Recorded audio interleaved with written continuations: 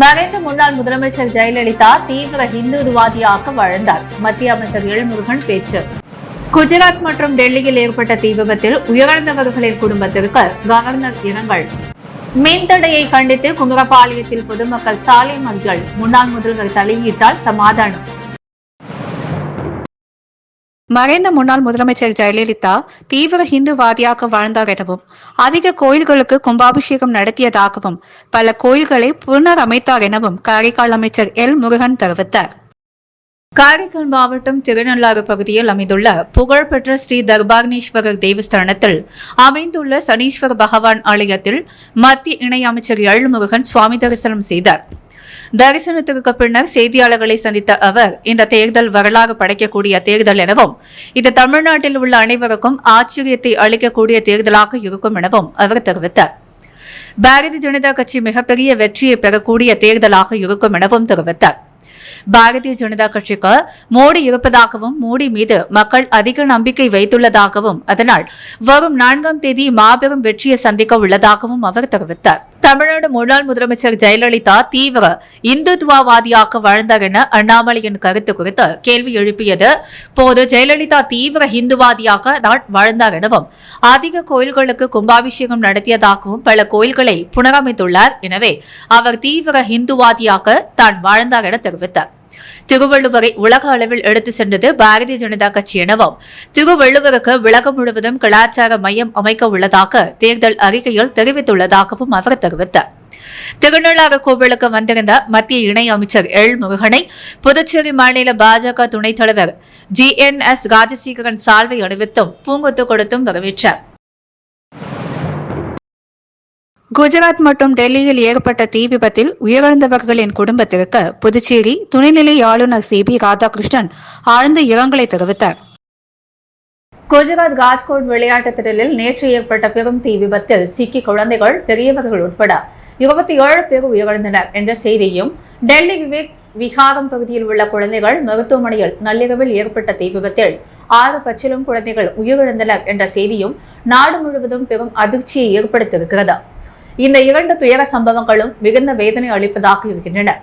இந்த தீ விபத்துகளில் உயிரிழந்தவர்களின் குடும்பத்தாருக்கு புதுச்சேரி மக்கள் சார்பில் எனது ஆழ்ந்த இரங்கலையும் வருத்தத்தையும் தெரிவித்துக் கொள்கிறேன்.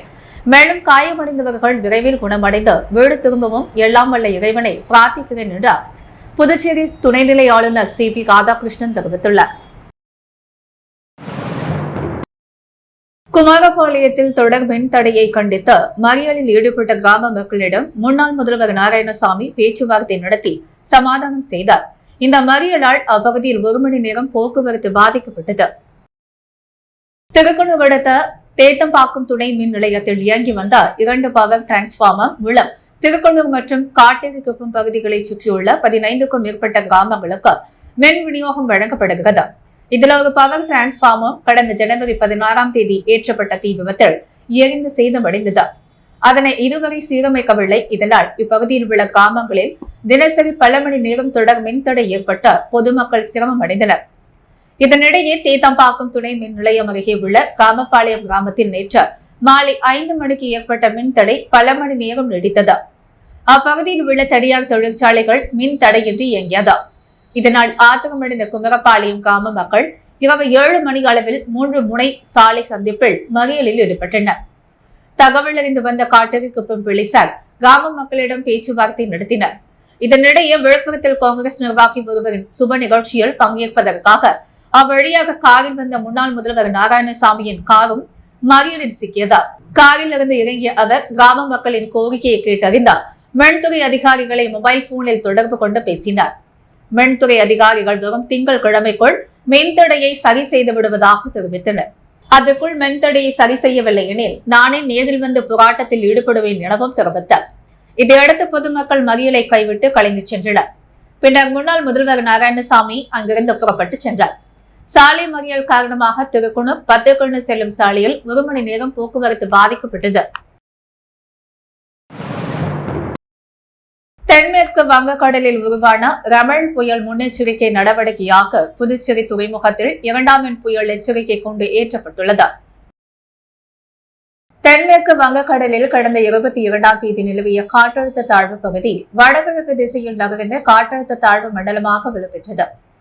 இந்த நிலையில் காற்றழுத்த தாழ்வு மண்டலம் ரிமல் புயலாக வலுவடைந்திருப்பதாக இந்திய வானிலை மையம் தெரிவித்துள்ளது. இந்த புயல் இன்று அதிகாலை தீவிர புயலாக மாற வாய்ப்புள்ளதாக தெரிவிக்கப்பட்டுள்ளது. இதையடுத்து புதுச்சேரி துறைமுகத்தில் 2ஆம் எண் புயல் எச்சரிக்கை கூண்டு ஏற்றப்பட்டுள்ளது. மணவேலி பகுதியில் புதிய ஸ்டெப்பிங் ஸ்டோன்ஸ் மழலையக பள்ளி திறப்பு விழாவில் அமைச்சர் நமச்சிவாயம் கலந்து கொண்டு குத்து வெளியேற்றி திறந்து வைத்தார். புதுச்சேரி மாநிலம் வெளியூர் சட்டமன்ற தொகுதிக்குட்பட்ட திருக்காஞ்சி சாலை மணவேலி பகுதியில் அமைந்துள்ள stepping stones play school nursery take பள்ளி திறப்பு விழா நடைபெற்றது. இதில் உள்துறை அமைச்சர் நமச்சிவாயம் கலந்து கொண்டு விழாவிற்கு தலைமை தாங்கி ரிப்பன் வெட்டி குத்துவிளக்கு ஏற்றி திறந்து வைத்தார். இதனைத் தொடர்ந்து அமைச்சர் நமச்சிவாயத்திற்கு பொன்னாடை பூர்த்தி வரவேற்பு அளிக்கப்பட்டது.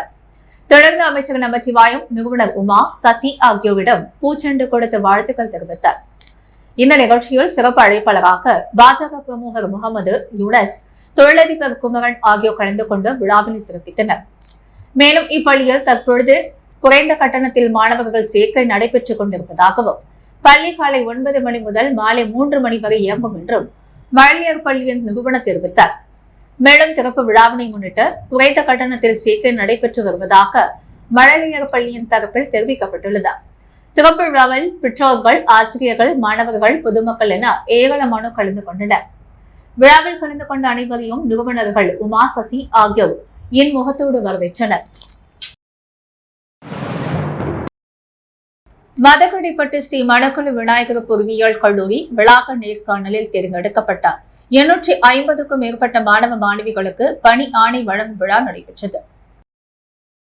இந்நிகழ்ச்சியில் TCS நிறுவனத்தின் அகாடமி முதுநிலை பொது மேலாளர் மற்றும் மனித வளத்துறை தலைவர் AI கிளவுட் ஸ்ரீ வெங்கடேஸ்வரன் ராமன் தலைமை விருந்தினராக கலந்து கொண்ட மாணவர்களுக்கு பணி நியமன ஆணையை வழங்கினார்.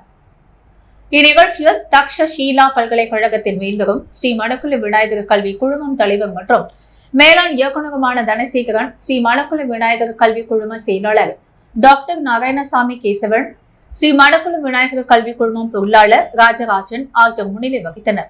ஸ்ரீ மணக்குள விநாயகர் பொறியியல் கல்லூரியின் இயக்குநர் மற்றும் முதல்வர் முனைவர் VSK வெங்கடாச்சலபதி வரவேற்புரையாற்றினர். மற்றும் மணக்குள விநாயகர் இன்ஸ்டிடியூட் ஆஃப் டெக்னாலஜியின் முதல்வர் முனைவர் மலர்கண்ணன் கலந்து கொண்டு விழாவினை சிறப்பித்தார். மேலும் 2023-2024 கல்வி ஆண்டில் நடைபெற்ற கல்லூரி வளாக நேர்காணலில் 850க்கும் மேற்பட்ட மாணவ மாணவிகள் TCS, CTS, சோஹே, வோடபோன், எக்ஸோஃபர் போன்ற 90க்கும் மேற்பட்ட முன்னணி நிறுவனங்களில் வேலைவாய்ப்பு பெற்றுள்ளனர். இந்நிறுவனங்கள் மாணவர்களுக்கு 3 லட்சம் முதல் 12 லட்சம் வரை சம்பளம் வழங்கியது குறிப்பிடத்தக்கது. இந்நிகழ்ச்சியில் வேலைவாய்ப்பு மைய டீன் முனைவர் கைலாசம், வேலைவாய்ப்பு மையத்தின் செயல்பாடுகள், வேலைவாய்ப்பு பெற்ற மாணவர்கள் விவரங்கள் மற்றும் இக்கல்லூரியில் வழங்கப்படும் பல்வேறு பயிற்சிகளை பற்றி விவரித்தார். தலைவர் மற்றும் மேலாண் இயக்குநர் தனசேகரன் தமது உரையில் TCS நிறுவனம் 2006ஆம் ஆண்டு முதல் கல்லூரிக்கு உறுதுணையாக இருந்து வருவதாகவும் அதிக எண்ணிக்கையில் மாணவர்களை பணியில் அமர்த்தி இருப்பது நன்றியினை தெரிவித்துக் கொண்டார். மேலும் மாணவர்கள் பன்முக திறமைகளை வளர்த்துக் கொள்ள வேண்டும், பெற்றோருக்கும் உண்மையாகவும் சமுதாயத்திற்கும் உதவி செய்யும் மனப்பான்கும் வேண்டும் என்று கூறினார். பொருளாளர் ராஜராஜன் தமது சிறப்புரையில் பணி ஆணை பெற்ற நீங்கள் அனைவரும் நீங்கள் வேலை பார்க்க போகும் நிறுவனத்தின் முன்னேற்றத்திற்கும் நம்பிக்கைக்கும் பாடுபட வேண்டும் என்றும் 8 மணி நேரம் ஈடுபாட்டுடன் பணி செய்து மிக உயர்ந்த பதவிகளை அடைய வேண்டும் என்றும் கூறினார். கல்லூரி இயக்குநர் தனது வரவேற்புரையில் கல்லூரியின் பணி நியமன ஆணை வழங்கும் விழா நடைபெற்றது தனக்கு மகிழ்ச்சி அளிப்பதாகவும் வரும் கல்வி ஆண்டு 2024-25 வளாக நேர்காணலை எதிர்நோக்கி இருக்கின்ற மாணவர்களுக்கு நம்பிக்கையூட்டும் தருணமாக அமைந்திருப்பதாகவும் இதற்கு உறுதுணையாக இருந்த அனைத்து டீன்கள், துறை தலைவர்கள், வேலைவாய்ப்பு அலுவலகர்கள் மற்றும் ஒருங்கிணைப்பாளர்கள், பேராசிரியர்கள் அனைவருக்கும் நன்றி தெரிவித்துக் கொண்டார். தலைமை விருந்தினர் ஸ்ரீ வெங்கடேஸ்வரன் ராமன் தனது உரைகள் மாணவர்கள் புதிய தொழில்நுட்பங்களை கற்கவும், புதிய மென்பொருட்களை கையாளும் திறமையுடன் குழுக்களுடன் இணைந்து பணியாற்றும் பொழுது உயர் பதவியினை பெற முடியும் என்றும், மேலும் மாணவர்கள் மகிழ்ச்சியுடனும் உடல் திறன் உடையவர்களாகவும் சமுதாய உயர்வுக்கான சிந்தனையுடன் இருக்க வேண்டும் என்றும் கேட்டுக்கொண்டார். இந்நிகழ்ச்சியில் தேர்வு கட்டுப்பாட்டாளர், கல்லூரியின் அனைத்து துறை டீன்கள், துறை தலைவர்கள், பேராசிரியர்கள், மாணவர்கள் கலந்து கொண்டனர். மயிலம் பொறியியல் கல்லூரி, Manakula Vinayagar institute of technology கல்லூரிகளின் வேலைவாய்ப்பு மையத்தின் அதிகாரிகள், பேராசிரியர்கள் கலந்து கொண்டனர். இந்நிகழ்ச்சியின் நிறைவாக வேலைவாய்ப்பு மையத்தின் பயிற்சி அதிகாரி முனைவர் மதுசூதன் நன்றி கூறினார். இந்நிகழ்ச்சியை வேலைவாய்ப்பு மையம் ஏற்பாடு செய்திருந்தது. திடீரென ஏற்பட்ட சீதோஷ்ண மாற்றத்தால் ஏனாம் குளத்தில் ஆக்சிஜன் குறைந்த இறந்து மிதந்த மீன்களை உள்ளூர் மீனவர்கள் கொண்டு அகற்றினர். புதுச்சேரி மாநில ஏனாம் காக்கிநாடா பகுதியில் உள்ள 4 ஏக்கர் பரப்பளவு கொண்ட குளம் பொதுப்பணித்துறையால் பராமரிக்கப்பட்டு வருகிறது. இந்த குளத்தில் உள்ள நீர் சுத்திகரிக்கப்பட்டு குடிநீருக்கு பயன்படுத்தப்படுகிறது. கடந்த ஒரு வாரமாக ஏனாமில் கடும் வெயில் வாட்டி வந்த நிலையில் நேற்று காலை முதல் புயல் சின்னம் காரணமாக வெயில் இன்றி வான மேகமூட்டத்துடன் காணப்பட்டது. குளிர்ந்த காற்று வீசியது. இதனால் திடீரென ஏற்பட்ட சீதோஷ்ண மாற்றத்தினால் குளத்தில் ஆக்சிஜன் குறைந்த மீன்கள் இறந்து மிதந்தன.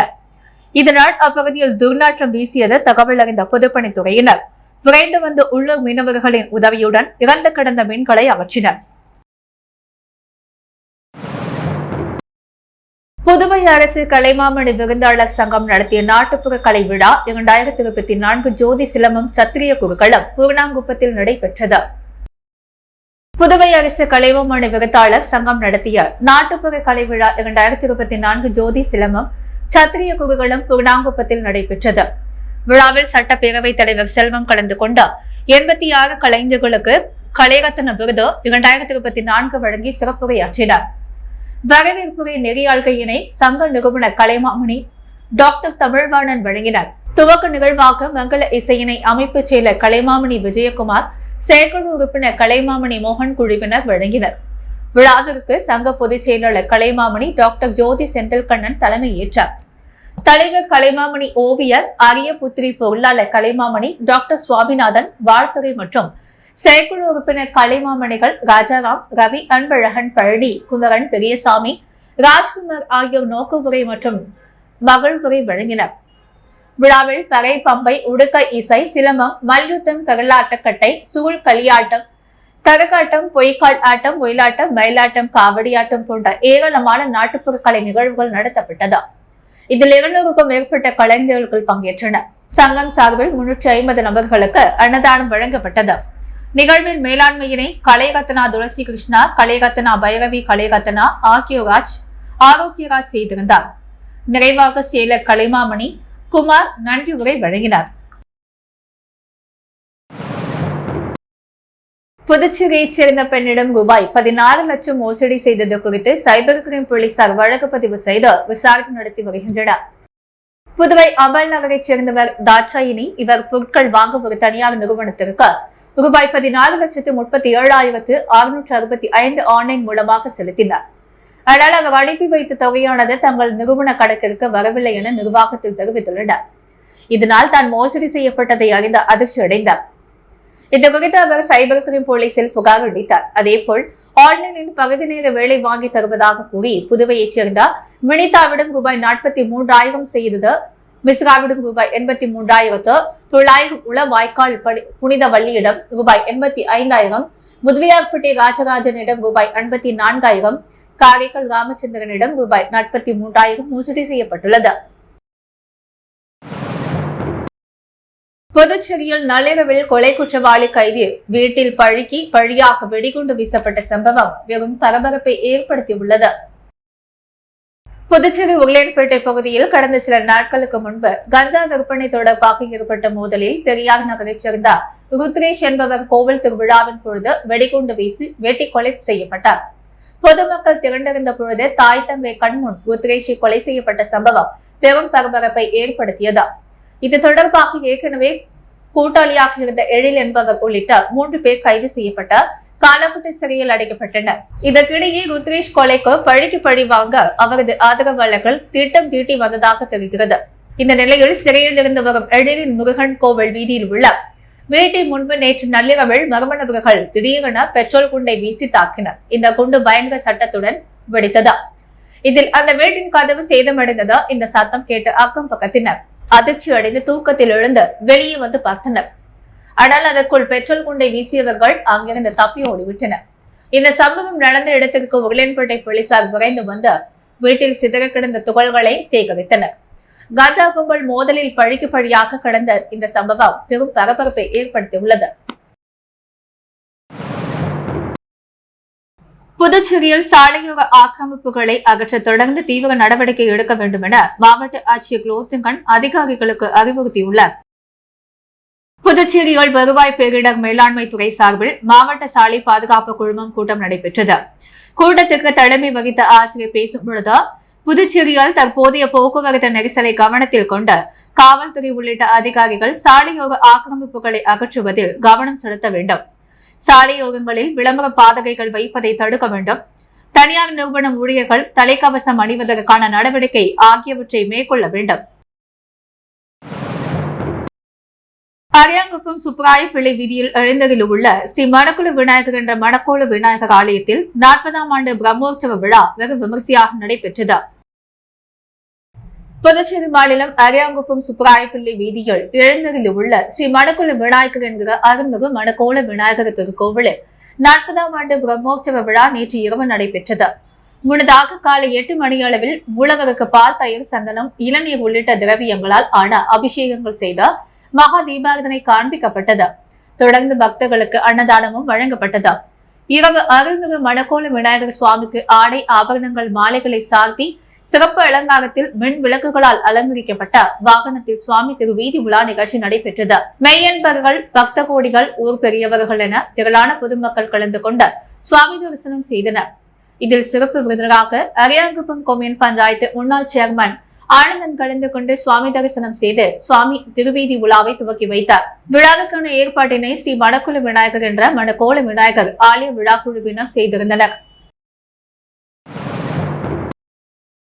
பொதியம்பட்டில் நரிமேடு இளைஞர் நற்பணி மன்றம் மற்றும் வந்தியத்தேவன் கலைக்கூடம் நடத்தும் மாநில அளவிலான சிலம்பம் போட்டி தேர்வு நடைபெற்றது. புதுச்சேரியில் முதலாவது மாநில அளவிலான சிலம்பம் போட்டி நரிமேடு இளைஞர் நற்பணி மன்றம் மற்றும் வந்தியத்தேவன் கலைக்கூடம் இணைந்து கோடைக்கால பயிற்சி முகாம்களில் பங்கேற்ற பயிற்சி பெற்ற மாணவர்களுக்கு இடையேயான போட்டித் தேர்வு ஒதியம்பட்டு ஸ்ரீ சங்கர வித்யாசிரம மேல்நிலைப்பள்ளி மைதானத்தில் நடைபெற்றது. இதில் 5 அணிகளைச் சேர்ந்த 200க்கும் மேற்பட்ட மாணவ மாணவிகள் கலந்து கொண்ட தங்களது சிலம்பம் பயிற்சியை நடுவர்கள் முன்னிலையில் செய்து காட்டினர். இதில் வெற்றி பெற்ற மாணவ மாணவிகளுக்கு சிறப்பு விருந்தினர்கள் பதக்கங்கள் அணிவித்து பாராட்டு தெரிவித்தனர். மேலும் இந்நிகழ்ச்சியில் தலைமை விருந்தினராக சிலம்பம் பயிற்சியின் தலைமை ஆசான் பாலமுரளி, குமார பாண்டியன் மற்றும் சிறப்பு விருந்தினராக சித்த மருத்துவர் ரவி, கலைமாமணி ராஜேந்திரன், பள்ளி முதல்வர் கீதா, புதுச்சேரி சிலம்பம் கலைக்குழுவின் பொழுது செயலாளர் அன்பு, நிலவன், ஜெயபிரபா, வேல்முருகன் உள்ளிட்ட பலர் இந்நிகழ்ச்சியில் பங்கேற்று வெற்றி பெற்ற மாணவ மாணவிகளுக்கு பரிசுகள் வழங்கி பாராட்டினர். இந்நிகழ்ச்சிக்கான ஏற்பாடுகளை மன்ற நிர்வாகிகள் விஜயகுமார் மற்றும் அருண்குமார் ஆகியோர் சிறப்பாக செய்திருந்தனர். புதுச்சேரியில் உள்ள பழமையான ஸ்ரீ வரதராஜ பெருமாள் ஆலயத்தில் பிரம்மோற்சவ விழாவையொட்டி நடைபெற்ற தெப்பல் உற்சவத்தில் அதிமுக பொருளாளர் ரவி பாண்டுரங்கன் உள்பட திரளான பக்தர்கள் பங்கேற்று பெருமாளை வழிபட்டனர். புதுச்சேரி மகாத்மா காந்தி வீதியில் அமைந்துள்ள பழமையான ஸ்ரீ வரதராஜ பெருமாள் ஆலயத்தில் 38ஆம் ஆண்டு வைகாசி மாத மகோற்சவ விழா நடைபெற்று வருகிறது. இதனையொட்டி நாள்தோறும் ஹம்ச வாகனம், தங்க சிம்ம வாகனம், அனுமந்த வாகனம், சேஷு வாகனம், தங்க கருட சேவை உள்ளிட்ட வாகனங்களில் பெருமாள் எழுந்தருளி பக்தர்களுக்கு அருள்பளித்தார். இந்நிலையில் முக்கிய நிகழ்வான தெப்பல் உற்சவம் கோவில் வளாகத்தில் உள்ள குளத்தில் நடக்கப்பெற்றது. இதில் மலர்களால் சிறப்பு அலங்காரத்தில் பெருமாள் தெப்பலில் எழுந்தருளி பக்தர்களுக்கு அருள்பளித்தார். தொடர்ந்து சுவாமிக்கு மகா தீபாரதனை காண்பிக்கப்பட்ட தெப்பல் உற்சவம் நடைபெற்றது. இதில் அதிமுக பொருளாளர் ரவி பாண்டுரங்கன் குடும்பத்தினர் உட்பட திரளான பக்தர்கள் பங்கேற்று வரதராஜ பெருமாளை வழிபட்டனர். சங்க தமிழ் ஆராய்ச்சிக்கான புதுச்சேரி கலைமாமணி டாக்டர் நமச்சிவாயம் அவர்களுக்கு டாக்டர் பட்டம் உள்ளிட்ட பல்வேறு விருதுகளை சென்னை ஜீவா இறையியல் திறந்தவெளி பல்கலைக்கழகம் வழங்கி வாழ்த்துக்களை தெரிவித்துள்ளது. சென்னை ஜீவா இறையியல் திறந்தவெளி பல்கலைக்கழகம் சார்பில் 15வது பட்டமளிப்பு விழா அரும்பாக்கம் விஜயபாக்கில் உள்ள அனைத்து மாவட்டத்தில் வெகு விமர்சையாக நடைபெற்றது. இந்த பட்டமளிப்பு விழாவிற்கு ஜீவா இறையியல் திறந்தவெளி பல்கலைக்கழகத்தின் வேந்தர் ஜான்சிராணி முத்துராஜ் தலைமை தாங்கினர். விழாவில் சிறப்பு விருந்தினராக டாக்டர் லதா மூர்த்தி, டாக்டர் கமல்ராஜ் ஆகியோர் பங்கேற்று வாழ்த்துரை வழங்கினர். தொடர்ந்து நடைபெற்ற பட்டமளிப்பு விழாவில் சங்கத்தமிழ் ஆராய்ச்சிக்காக புதுச்சேரி கலைமாமணி டாக்டர் நமச்சிவாயத்திற்கு டாக்டர் பட்டம் வழங்கப்பட்டது. தொடர்ந்து தலைச்சிறந்த தமிழ் புலவர் தமிழ் தாத்தா உ.வே. சுவாமிநாதன் ஐயர் அவர்களின் பெயரில் செந்தமிழ் ஹரிமா விருது, கன்னி தமிழ் வாணர் விருது, தலைசிறந்த தமிழ் அண்ணல் விருது உள்ளிட்ட விருதுகளை பல்கலைக்கழகத்தின் வேந்தர் ஜான்சி ராணி முத்துராஜ் வழங்கி வாழ்த்துக்களை தெரிவித்தார். தொடர்ந்து இந்த விருதுகளை பெற்ற கலைமாமணி டாக்டர் நமச்சிவாயத்திற்கு பொன்னாடை போற்றி பூங்கொத்து கொடுத்து வாழ்த்து தெரிவிக்கப்பட்டது. மேலும் இந்த நிகழ்ச்சியில் ஏராளமான தமிழ் புலவர்கள், தமிழ் சான்றோர்கள், தமிழ் அறிஞர்கள், பொதுமக்கள் என திரளானோர் கலந்து கொண்டனர். முத்து கோல்ட் ஹவுஸ் வழங்கும் இன்றைய தங்கம் மற்றும் வெள்ளி விலை நிலவரம். தங்கம் ஒரு கிராம் 6640 ரூபாய், வெள்ளி ஒரு கிராம் 93 ரூபாய். மறைந்த முன்னாள் முதலமைச்சர் ஜெயலலிதா தீவிர இந்துத்துவாதியாக வாழ்ந்தார். மத்திய அமைச்சர் எல்முருகன் பேச்சு. குஜராத் மற்றும் டெல்லியில் ஏற்பட்ட தீ விபத்தில் உயிரிழந்தவர்களின் குடும்பத்திற்கு கவர்னர் இரங்கல்.